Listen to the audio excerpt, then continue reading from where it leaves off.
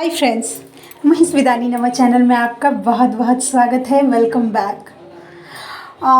आज मैं बात करूँगी, मेरे सामने ऐसा रखा गया है, अब मेरा ये सोल पर्पस है। चाहे एक आदमी के लिए क्यों ना हो, लेकिन मेरा सोल पर्पस मुझे पूरे ईमानदारी से, पूरे निष्ठा से करना है। जितना ज्ञान मुझे मेरी दीदी ने मुझे दिया है वो मुझे लोगों तक पहुंचाना है। जो जिनको ज़रूरत है उन तक उतनी ही ईमानदारी से, जितनी ईमानदारी से मेरे सामने मेरी दीदी ने रखा था मुझे। ठीक है, तो मैं आज बात करूँगी ट्विन फ्लेम जर्नी में अक्सर डीएफ्स की उलझनें क्या होती हैं। ठीक है, जैसा मैंने रिलेट किया है वैसा मैं आप लोगों के सामने रखने की कोशिश कर रही हूँ। आई होप कि आप लोगों के साथ कुछ भी रिलेट कर पाए, आप लोगों को कुछ भी रिलीव हो पाए। तो सब 1 मिनट का टाइम दीजिए, मैं मेरी मम्मा को थोड़ा सरेंडर करती हूँ। मैं थोड़ा भूल गई थी सरेंडर करना, तो जो मैं बोलूँगी ना वो एग्जैक्ट मतलब जो मेरे मुँह से निकलेगा वो मेरी मम्मा का ज़बान होगा। 1 मिनट। तो चलिए अब स्टार्ट करते हैं। ठीक है, तो देखिए सबसे पहला होता है कि अभी तो मेरे सामने एक नया ही चैप्टर ओपन हो गया है कि मैं इतना दिन मानती थी कि सोल शॉक लगता है तभी जर्नी के बारे में पता चलता है, लेकिन रिसेंट मुझे कल से पता चला है कि बिना सोल शॉक के ही इस जर्नी का आपको पता चल सकता है, अगर डिवाइन की मर्जी हो। डिवाइन यानी कि यूनिवर्स, यानी कि आपके इष्ट क्या नहीं कर सकते, ये भी विश्वास मेरी मम्मा ने कल मुझे पूरा अच्छे से दिला दिया है। 1 मिनट में बैठ जाऊँ थोड़ा।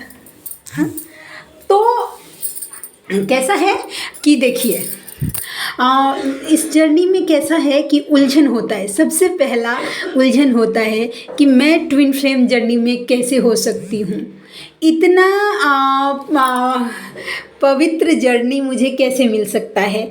दुनिया में तो और भी लोग हैं, उनको क्यों नहीं मिला, मुझे ही क्यों मिला, ऐसा होता है।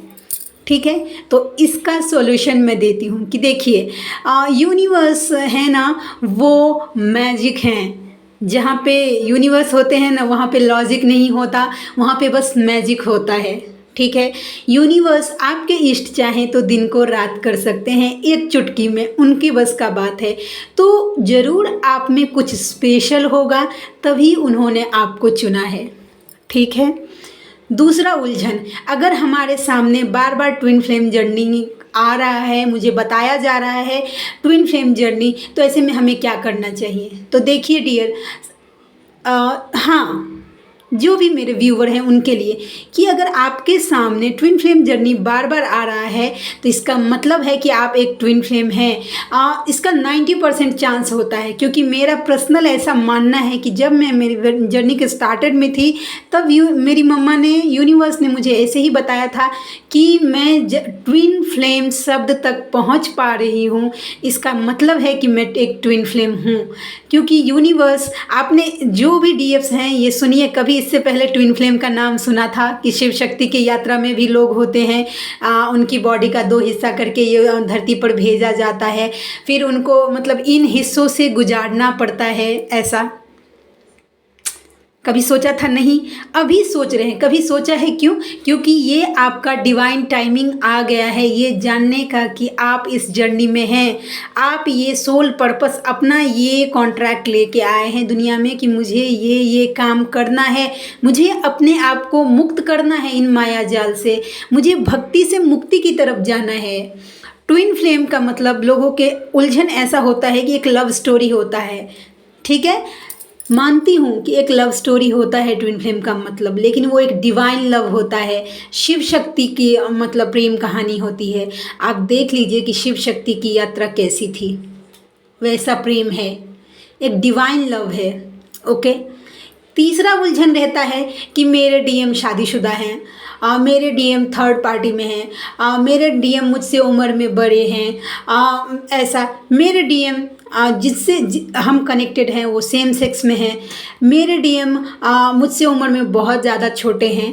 ये भी कॉन्फ्लिक्ट चलता है दिमाग में। ठीक है, तो सबसे पहले मैं इसका जवाब यही देना चाहती हूँ कि ये जर्नी बॉडी वाइज है ही नहीं, ये जर्नी सोल वाइज है। सोल की कहानी है, आत्मा की, 2 आत्माओं का मिलन है, 2 आत्मा की कहानी है। ठीक है, तो ऐसा है।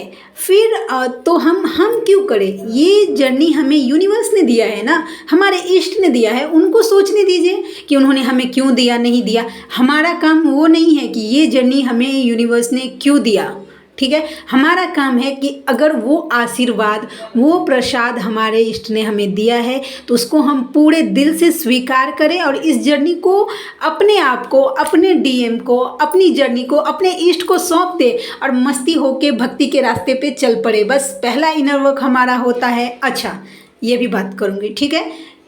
उसके बाद होता है कि अगर हमें इस जर्नी का पता चल गया है, हमारे डीएम का पता चल गया है, तो हम इनर वर्क का स्टार्टिंग कहाँ से करें, ठीक है। मैं इसके बारे में आपको सजेस्ट करूँगी कि इनर वर्क मतलब नाम जप। जिस किसी भी इष्ट को आप मानते हैं उनका नाम जप स्टार्ट करिए, वही आपका इनर वर्क है, वही आपको आपके इष्ट से जोड़ देगा। आगे का गाइडेंस, आगे का जो कुछ भी है वो सब सब सब आपके मतलब इष्ट आपको दिखा देंगे। अब बस आपको 3 स्टेप फॉलो करना है। एक नाम जप फॉलो करना है, उसके बाद है क्या बोलते हैं, प्रोटेक्शन लेना है अपने डीएम को, अपने घर को, अपने परिवार वालों को। क्योंकि नेगेटिविटी का अटैक्स जैसे ही आपको पता चल गया कि आप इस जर्नी में हैं, नेगेटिविटी, आपके साइकिक अटैक्स चालू हो जाएंगे आपके दिमाग पर। आपके घर वालों के थ्रू आपको भड़काने का कोशिश करेंगे। शुरू में तो बहुत दिक्कत होगा, ये तो जान लीजिए, लेकिन आप डटे रहेंगे अपने भक्ति पे तो ईजिली अपने इष्ट पे विश्वास करे रहेंगे, अपने स्पिरिट गुरु पे विश्वास करेंगे, ये जर्नी आसानी से पार कर लेंगे। हाँ, मैं ये नहीं बोल सकती हूँ कि आपको तकलीफ़ नहीं होगा, क्योंकि ये जर्नी ही है कांटों के रास्तों पे सुकून भरी जर्नी। कांटों का रास्ता है। डीएफ्स के लाइफ में ऐसे ऐसे मतलब बाधाएं डाली जाती हैं कि जिनको पार करके वो शक्ति बने। माँ सती को देखा था, उन्होंने अपने आप को रीबर्थ प्रोसेस हुआ था उनका, ये हर किसी के लाइफ में होता। उन्होंने अपनी बॉडी को आत्मदाह कर दिया था, फिर से माँ पार्वती के रूप में जन्म लिया था उन्होंने, फिर से तपस्या किया था, फिर अपने शिव को पाया था। वैसे ही प्रोसेस हमारे लाइफ में भी होता है। जब तक हमारा लाइफ एक सोचने का पैटर्न होता है ना, जब तक अवेकनिंग नहीं हुई रहती है, एक अलग होता है, अलग रहता है। शायद हो सकता है कि हम बुरे से बुरे आदमी हो, ठीक है, माया का हमारे ऊपर ऐसा परत चढ़ा हो, लेकिन जैसे ही अवेकनिंग हमारी हो जाती है, हमारे सोल की यात्रा स्टार्ट हो जाती है, हमारा रीबर्थ हो जाता है, उससे पीछे की लाइफ क्या है उसके सामने, आपके सामने मायने नहीं रखेगा, वो बेकार लगने लगेगा आपको। जो नया जर्नी आपको मिला है, नया जन्म हुआ है आपका एक भक्ति के रास्ते में, वहाँ से अपने ज़िंदगी का एक नया रीबर्थ प्रोसेस हुआ है, वहाँ से अपने प्रोसेस को फॉलो करिए और आगे बढ़ते चले जाइए, ठीक है। कभी कभी हम डीएफ्स के मन में ये भी आ जाता है कि ये गलत है, ये सही है, कि हमारे मतलब डीएम को ही लेके आता है कि हमारे डीएम ऐसे हैं वैसे हैं, उनका ये है, उनका भरा पूरा परिवार है, सब है, फिर हमें उनको इस नज़र से नहीं देखना चाहिए। नहीं, क्यों?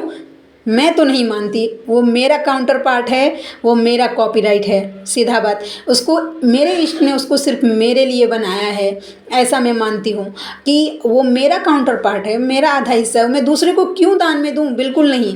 अगर आपकी उम्र ज़्यादा हो गई है तब तो हो सकता है, वो आपके ऊपर है कि आपको दिया जाता है, उसका स्वतंत्र हैं आप कि आप अपने डीएम को कैसे मैनिफेस्ट करते हैं, कि आपको आपके डीएम पूरा आपके चाहिए, कार्मिक्स के साथ आपके चाहिए, मतलब ऐसा। तो मैं तो यही मानूंगी कि अगर ऐसा भी हो सकता है कि आपके लाइफ में कोई कार्मिक हो और आपने डीएम को आप रिफ्यूज़ कर रहे हैं, तो नहीं, हमेशा प्रायोरिटी अपने डीएम को ही दीजिए। आपका प्यार, आपका समर्पण 3D में क्या है नहीं है वो मैटर नहीं करता। आप किसके साथ, सोलमेट के साथ डील कर रहे हैं, अपने कार्मिक के साथ डील कर रहे हैं, क्या कर रहे हैं क्या नहीं, वो मैटर नहीं करता। लेकिन आपके मन मंदिर में सिर्फ और सिर्फ आपके डीएम बसने चाहिए, समझ गए? आपका प्यार सिर्फ और सिर्फ आपके डीएम, ये मतलब लव वाला जो है वो, बाद बाकी अपने इष्ट के लिए रखिए, ऐसा है, ठीक है। और कुछ भी ऐसा उलझन, देखिए डियर, अभी तक नहीं, इस टॉपिक पे बाद में बात करते हैं। इतना उलझन आई होप कि आप लोगों को कुछ भी सुलझा रहे, क्योंकि मुझे ऐसा टेलीपैथी हो रहा है कि इन उलझनों में हैं आप लोग कि ये जर्नी कैसे मिला, मेरे डीएम मानेंगे कि नहीं मानेंगे, वो तो इतने लॉजिकल हैं। तो डीएम ऐसे ही होते हैं, सबके डीएम ऐसे ही होते हैं लॉजिकल। मेरे डीएम तो अवेकनिंग से पहले कैसा था कि वो मैं दिन को दिन बोलूँ तो दिन बोलते थे, रात को रात बोलूँ तो रात बोलते थे। ऐसा जो मैं बोल दूँ वही उनके लिए सच होता था, जो मैं बोल दूँ वो उनके लिए झूठ हो जाता था। ऐसा जैसे ही मेरा अवेकनिंग हुआ वो एकदम शिफ्ट हो गए, अभी सब लॉजिकल हो गए हैं, वो एकदम पूरे लॉजिकल हो गए हैं। जो इन बातों पे इतराते थे कि हाँ हम बने तुम बने एक दूसरे के लिए, वो अभी वो बोलते हैं कि हम तुम कैसे बने एक दूसरे के लिए। मुझे हंसी आ रहा है, सॉरी फॉर दैट, क्योंकि मेरे डीएम मेरा वीडियो सुनते हैं, इसके लिए थोड़ी सी कॉन्शियस हो जाती हूँ शायद, लगता है मैं। तो डीएम भाई साहब आई लव यू। तो ये आपके लिए ऐसा है कि वो ऐसा सोचने लगते हैं कि क्यों कैसे क्या ऐसा, जब तक उनका डिवाइन टाइमिंग नहीं होता वो नहीं जागते हैं। ठीक है, तो चलिए कोई बात नहीं। अगर आप लोगों को कोई भी कन्फ्यूज़न है तो मिलते हैं नेक्स्ट, आप पूछिए मुझसे। अगर आप कंफर्टेबल नहीं हैं तो आप मुझसे कमेंट मुझे करिए, ठीक है। जो भी कमेंट रहेगा मुझ तक जब पहुंच जाता है मैं आपको रिप्लाई कर देती हूँ। उसके बाद आप अपना अगर कंफर्टेबल नहीं है तो कमेंट्स डिलीट कर दीजिए, कोई बात नहीं है। लेकिन अगर, क्योंकि अभी मेरे सामने यही प्रोसेस है, कमेंट्स के थ्रू ही मैं आप लोगों तक पहुँच सकती हूँ। मेरे मम्मा ने अभी मेरे लिए इतने ही रास्ते खोले हैं, आगे मम्मा की मर्जी है कि वो मुझसे क्या करवाना चाहती है। ठीक है, तो चलिए मिलते हैं नेक्स्ट वीडियो में। तब तक के लिए इनर वर्क करते रहिए, अपने इष्ट पे विश्वास रखते रहिए। ये जर्नी आसान हो जाएगा डियर, ने कुछ करने की जर्नी नहीं है। अपने सर पे मत लोड लीजिए, बस नाम जप करते रहिए, प्रोटेक्शन देते रहिए, बस आसान हो जाएगा। आगे का गाइडेंस जो आपके लिए होगा वो आपको मिल जाएगा, आप तक पहुंच जाएगा। ठीक है, तो जय शिव शक्ति, जय राधा माधव, जय माँ।